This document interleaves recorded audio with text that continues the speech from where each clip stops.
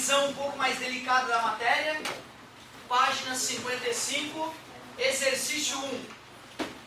Quando um corpo está em repouso, nenhuma força age sobre ele. Esta afirmação é verdadeira ou falsa? Justifique.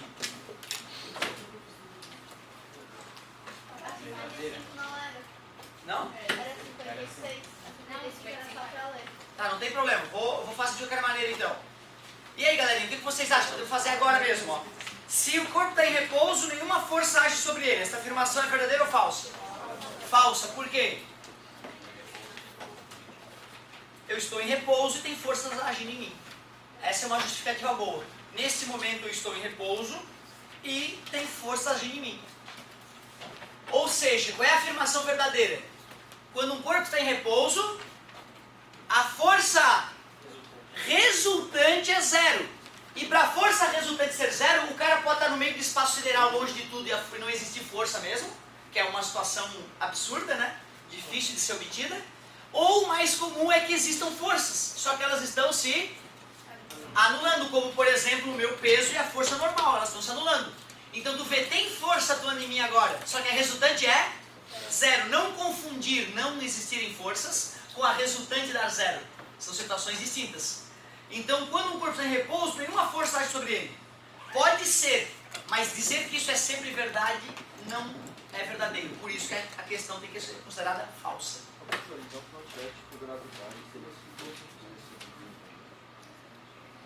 Por quê? Só se o chão subisse junto comigo, né?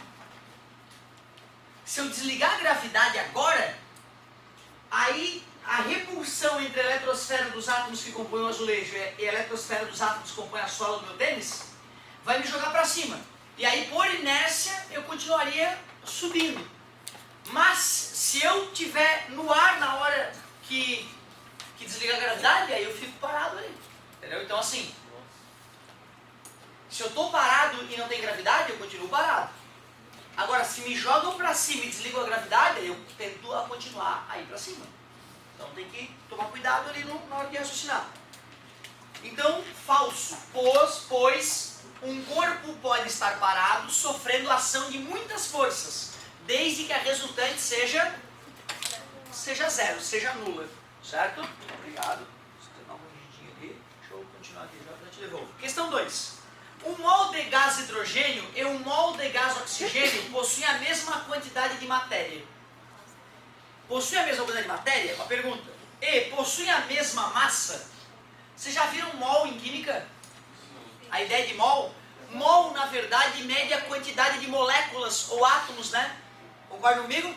Assim como uma dúzia é 12 e uma centena são 100, um mol é 6,02 vezes 10 na 23 coisas. A diferença é que é um número muito absurdo.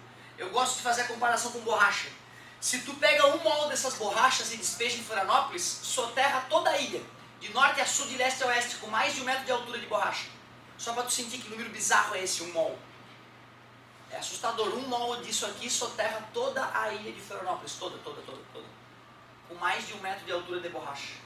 É assustador, é um número difícil de processar.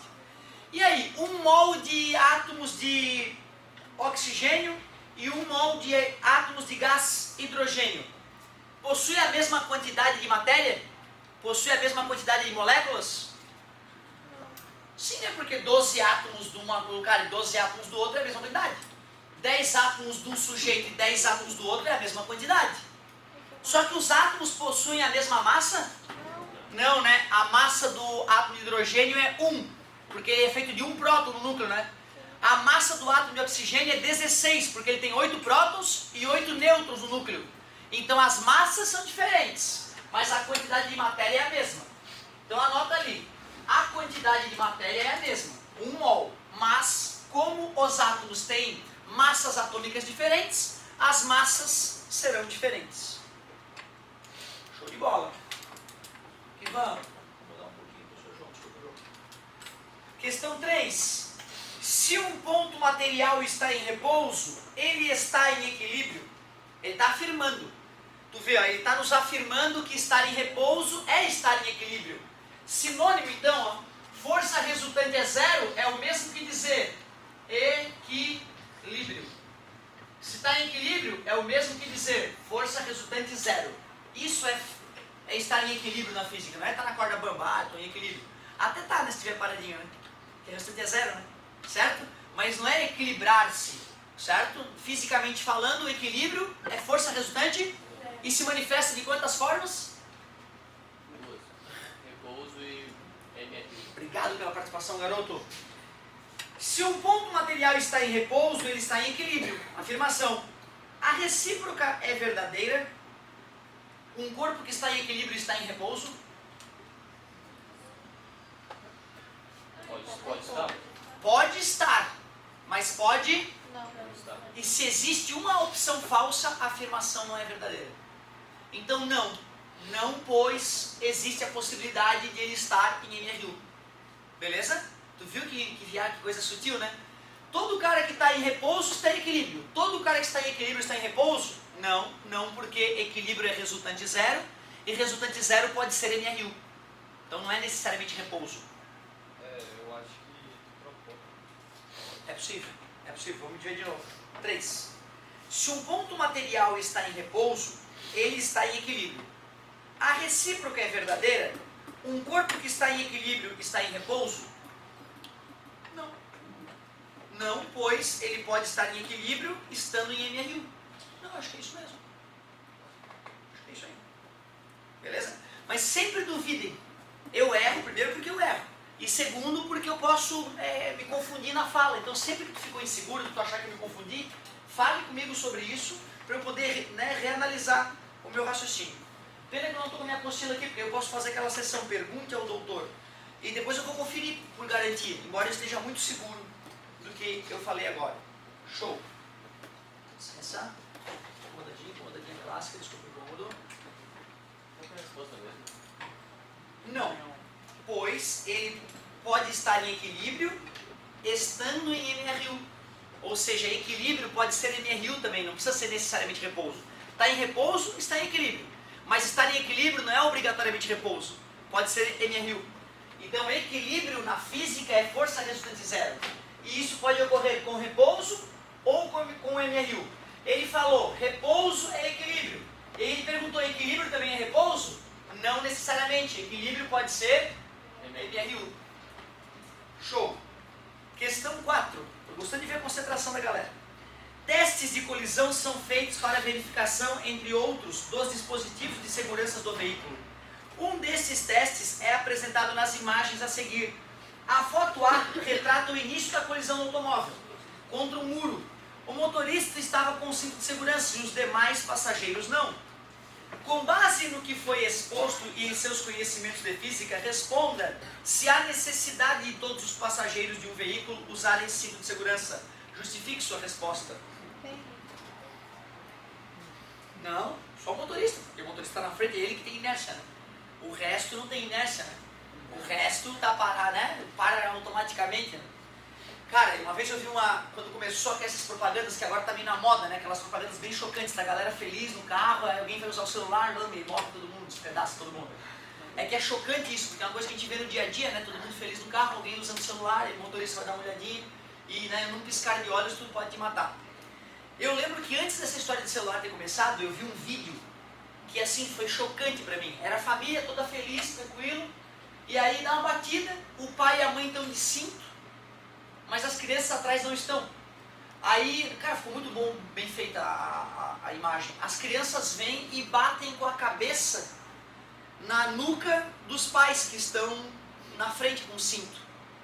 E aí, num dos casos, morre um dos pais, porque a criança bateu a cabeça na nuca da mãe e matou a mãe, e morre uma das crianças, porque bateu a cara no banco, né, no banco da frente, e aí um pai que estava com o cinto sobrevive, e uma criança que acabou matando a própria mãe com a cabeça também sobrevive. Né? E aí aparece aquela cena bizarra, né, de uma família sendo destruída pela falta do uso do cinto, porque nem foi uma batida muito violenta, certo? Foi só realmente a inércia que fez um filho assassinar a mãe com um golpe na nuca. Tua testa é muito mais resistente que a nuca, né? Então a mesma criança dando uma testada na nuca da mãe mata. E aquilo ali foi feito porque é assim que acontece. quando o ocupante de trás está sem cinto, ele pode matar o ocupante da frente com a cabeçada que ele vai dar, além de morrer, obviamente, em função dos danos que ele vai sofrer na própria cabeça. Então, cara, e assim, ontem, né, quando a gente estava buscando a geladeira, eu parei assim, eu sou um cara que, o cinto do meu carro é chato de usar, eu coloquei o cinto para ficar mais protegido, né, um cinto 4 pontos, vem 2 cintos aqui no ombro e mais 2 aqui, certo? Então tu fica amarrado no banco, não tem como sair voando dali. Só que ele é chato de usar. E aí nós, né, demos uma carona pra galera, eu tô ali, parei na Mauro Ramos ali, eu olho pra esquerda, tem uma mãe de cinto e uma criancinha solta no banco de trás, rindo, cantando e dançando com a mãe. A mãe não sabe o quão péssima mãe ela tá sendo, né? E tava ali a cadeirinha da criança, aquela criança de cadeirinha ainda, tu vê. Não é nem criança que só vai de cinto. Então, cara, é uma bobeirinha, a filhinha dela vai morrer na frente dela, ela nunca mais vai prestar, porque ela sabe que ela vai ser a culpada. Né? E não é uma batida forte, não precisa estar 100 por hora, pode ser a 40, é um totozinho, entendeu? A criancinha vai, cabecinha no vidro, e, porra, então tomem cuidado com isso, gente. Tomem cuidado, isso é muito delicado. Ah, tem que usar cinto, pelo amor de Deus. E justifica, por que a galera de trás também tem que usar cinto? Mas por quê? Qual é o princípio físico? Inércia, pela inércia. Ou porque quando as crianças ou os ocupantes do banco traseiro estiverem em movimento e o carro parar bruscamente, essas pessoas tenderão a continuar com a mesma velocidade, atingindo os objetos que pararam, certo? Então, mas pode falar devido à inércia. Se tu entendeu o que é inércia, devido à inércia, todos têm que usar. Cara, olha o tamanho da paulada. Olha o tamanho da pancada que é. E assim, ó, mesmo batidas leves, pessoal, mesmo batidas assim, ó, a pouquíssima velocidade, quando não freia antes da batida, se transforma numa pancada violenta. Violenta. Show! Questão 3, morreu. Aliás, né, sobreviveu, porque usou o 5, né? Questão 56 eu pedi, né? Página 56, fala um pouquinho. Por que hoje não tem cinto? Pois é, cara, é loucura, na verdade, por loucura. O Brasil não tem jeito, ele dá uma freadinha, tá cheio, todo mundo faz. É, ó, isso deveria ter, tá? Eu não sei nem como é que é o código a esse respeito, mas os ônibus que vão de uma cidade para outra, ele já tem que ter. Então se tu for pegar um ônibus de uma cidade para outra, tu vai ver que vai estar na poltrona, tu puxa ele, é só 2 pontinhos, né? Só para segurar a cintura que nem do avião. Mas existe, agora tu vê que viagem, né? Onde tem mais colisão às vezes que é dentro da cidade, a galera tá em pé no ônibus, cara. Imagina o cara em pé no ônibus e bate aquele negócio, é todo mundo se apinhando em cima um do outro, cara. Vai dar. Bom dia. É, exatamente, o motorista tem. Agora o resto da galera vai se picar lá no meio dela. Vê o perigo que é. E não, mas o bom é que eles andam devagarzinho. Cara, não dá pra acreditar, bicho, chutadaço direto, são perigo.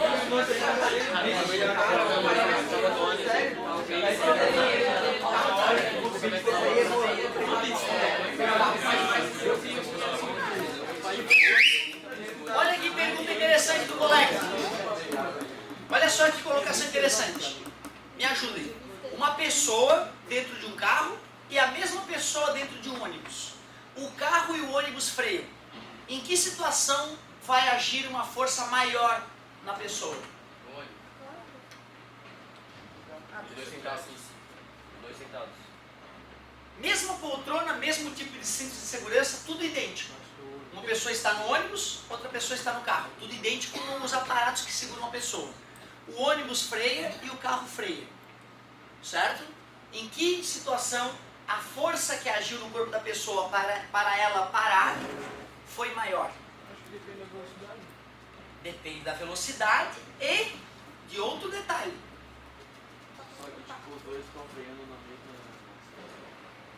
Tem a ver com a tal da A. Para causar uma aceleração, eu preciso de uma força. A inércia da pessoa é representada pela sua massa. Como é a mesma pessoa, nos dois fenômenos, a massa não vai influenciar. Então o único fenômeno que vai influenciar é a aceleração. Mais precisamente a desaceleração. Se o ônibus desacelerar mais, a força maior vai ser no caso do ônibus. Se o carro desacelerar mais, a força maior vai ser quando a pessoa estiver no carro. Depende da velocidade do momento da freada e quanto tempo demorou para parar. Afinal afinal a aceleração é ΔV sobre ΔT, então depende da velocidade e do tempo de parada. Ou seja, não é por ser um ônibus ou por ser um carro, não é a massa do veículo que importa, é o tamanho da freada, né? A intensidade da freada. Como carros geralmente conseguem desacelerar mais rapidamente, então, via de regra, num carro a pessoa vai sentir mais força atuando nela, tanto para acelerar quanto para desacelerar. Mas se o teu pai dirige na manhã, sempre parando com sapiência antes da coisa acontecer, e o motorista do ônibus sempre chutado, atocha o pé no freio, eu vou sentir mais força no ônibus do que no carro.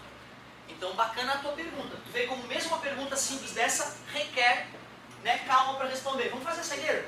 Fazer a saideira. Questão 5. As duas forças que agem sobre uma gota de chuva são a força-peso e a força devido à resistência do ar. Lá vem a gotinha. Essas têm a mesma direção e sentidos opostos. Faz sentido? A 250 metros acima do solo, a gota está com uma velocidade de 144 km por hora.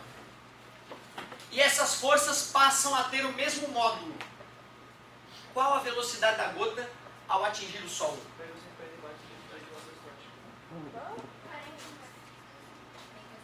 Concordo plenamente. O que é que pode?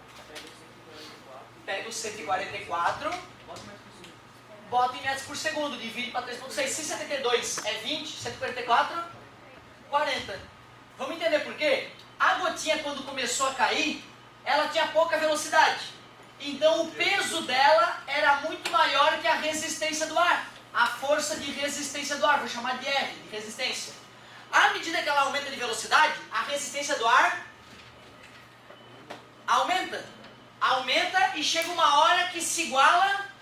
Meu Deus, o que acontece? Que se iguala ao peso. Na hora que a resistência do ar para cima se igualar ao peso, a velocidade passa a ser constante. Ele falou que isso ocorreu quando a velocidade era 144, então ela vai continuar 144 até bater no chão, que é 40 metros por segundo. Beleza? Então era só ter percebido isso. Show, parabéns. Professor, o que causa a gravidade? Tipo, cai assim, mas o que atrai? Pois é, a gente sabe, olha que bonita a tua pergunta, a gente sabe que massa atrai massa. A gente sabe que átomo atrai átomo. E a gente sabe a fórmula matemática para calcular essa atração. Mas a gente não sabe como que um átomo sabe que o outro está ali e o que eles fazem um com o outro para se atrair. Nós estamos em 2015, nós não sabemos ainda. A teoria física diz que tem partículas chamadas gravitrons, que são partículas que um corpo emite para o outro. Mas nós nunca detectamos esses gravitrons ainda. Olha que bonito, cara. Eu sinto a Terra me atraindo. Eu sei calcular a força com que a Terra me atrai. Eu sei calcular a força com que a Terra atrai um satélite. Consigo botar o satélite em órbita. E aí uso ainda a Sky lá. O satélite parece estar flutuando lá no meio do espaço. Assustador. Mas eu não sei o que tem dentro do átomo e como que um átomo conversa com o outro para um puxar o outro. Bizarro. Por isso que eu preciso que alguns de vocês se interessem por física e matemática, senão nós vamos resolver o mistério da natureza. Certo? Preciso de ajuda, precisamos de muita ajuda. Valeu, galerinha. Não usem drogas, preservativos, terminem as tarefinhas. Tem até qual página? Então, beleza, tem bastante questãozinha ainda para resolver, né? Faz as questões de primeira e terceira de Newton para finalizar a apostila. Certo? Valeu!